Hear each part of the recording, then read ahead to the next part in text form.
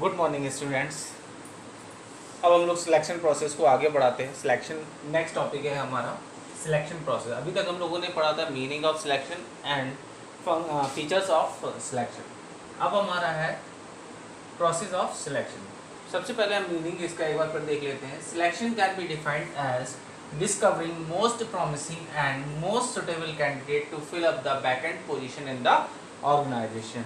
Organisation में जो vacant positions हैं उनमें हमें एक ऐसे एम्प्लॉय की ज़रूरत होती है जो मोस्ट प्रॉमिसिंग मोस्ट सुटेबल हो, means right person to the right job.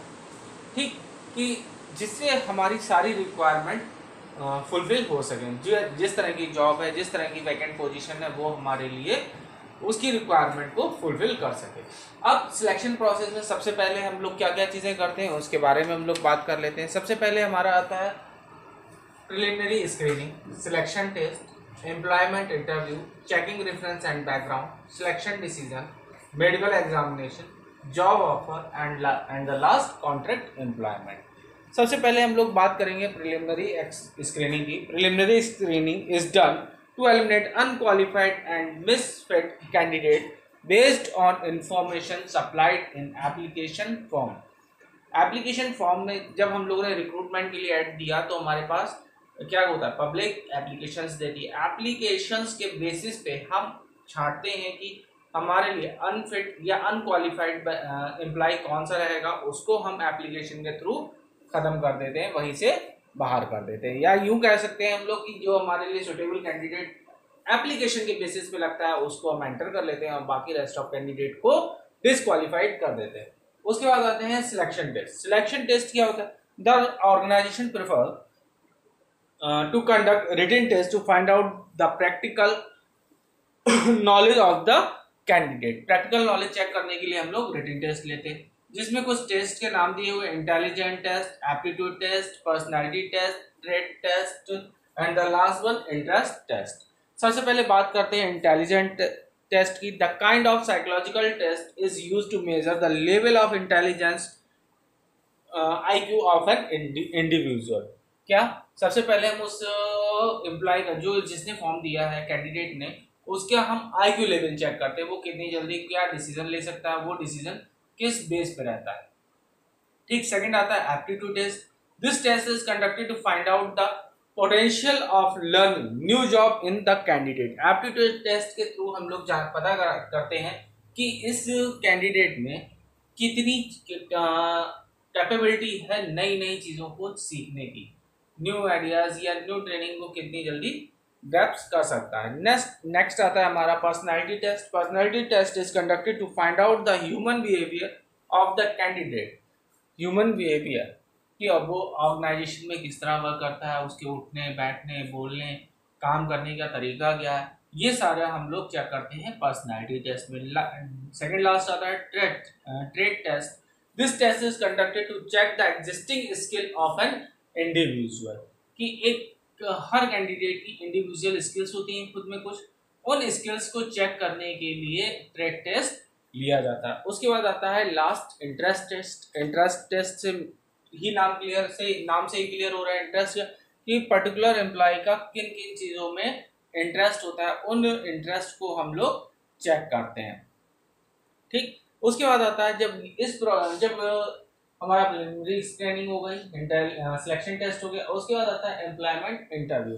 अब क्या करेंगे, जब जिन लोगों ने टेस्ट को क्वालिफाई कर लिया उनको हम कॉल करके इंटरव्यू के लिए बुलाएंगे।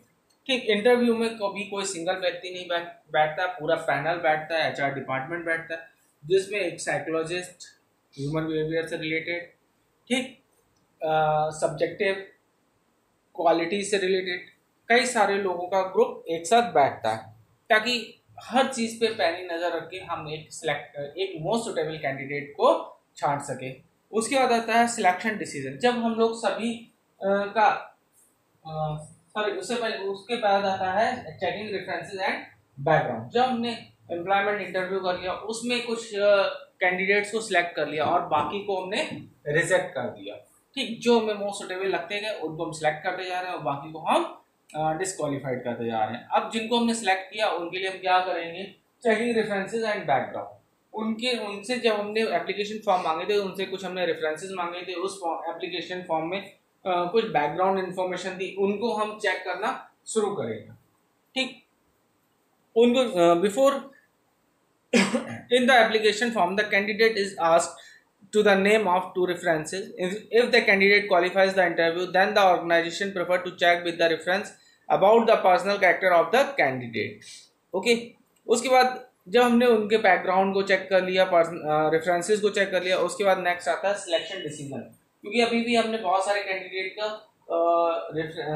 के रेफरेंसेस को चेक किया है, बैकग्राउंड चेक किया, तो अब उनमें से हमें मोस्ट सुटेबल कैंडिडेट छांटना है। तो उसके लिए क्या करेंगे, the candidate who pass the test, interview and reference check are included in selection list and the manager select most suitable candidate from this list. जब हमने इन सारे बेसिस पे पास आउट हुए कैंडिडेट्स की एक लिस्ट तैयार की, उसके बाद जो जितनी हायर पे होगा, जितनी अच्छी क्वालिटीज होंगी, उसको हम सिलेक्ट करेंगे, बाकी को फिर डिस्क्वालीफाइड कर देंगे। नेक्स्ट आता है हमारा मेडिकल एग्जामिनेशन। जिनको हमने सिलेक्ट किया उनको हम मेडिकल एग्जामिनेशन के लिए बुलाएंगे, जिसमें उनका फुल बॉडी चेकअप होता है।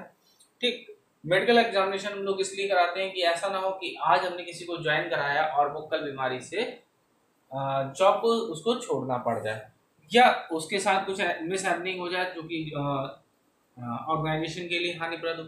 इसलिए हम मेडिकल एग्जामिनेशन कराते हैं ताकि उसकी पूरी मेडिकल डिटेल हमारे सामने। जब मेडिकल एग्जामिनेशन के बाद कैंडिडेट क्वालिफाई हो जाता है, तब हम उसको देते हैं जॉब ऑफर।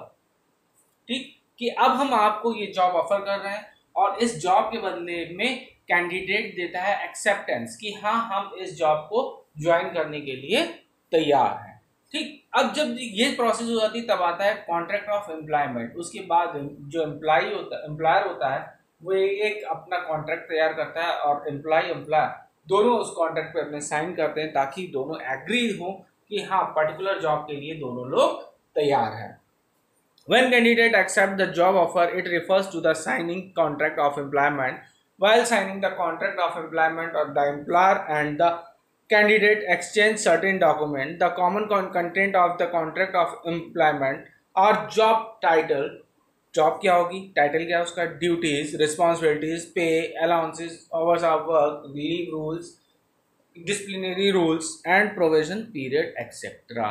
प्रोविजन पीरियड क्या होता है कि प्रोविजन पीरियड वो पीरियड होता है जिसमें हम आपको जॉब तो ऑफर दे रहे हैं, लेकिन अभी हमने आपको परमानेंट नहीं किया, आप टेम्परेरी बेसिस पे हमारे यहाँ जॉब कर रहे हो। अगर आप उस जॉब पोस्ट के लिए सुटेबल पाए जाते हैं तो आप कंटिन्यू करोगे, अदरवाइज आपको 2 महीने या 2 साल बाद, जो भी प्रोविजन पीरियड है, उसके बाद आपको जॉब छोड़नी पड़ सकती है। ओके, ये हो जाता है आपका सिलेक्शन प्रोसेस। Okay, thanks.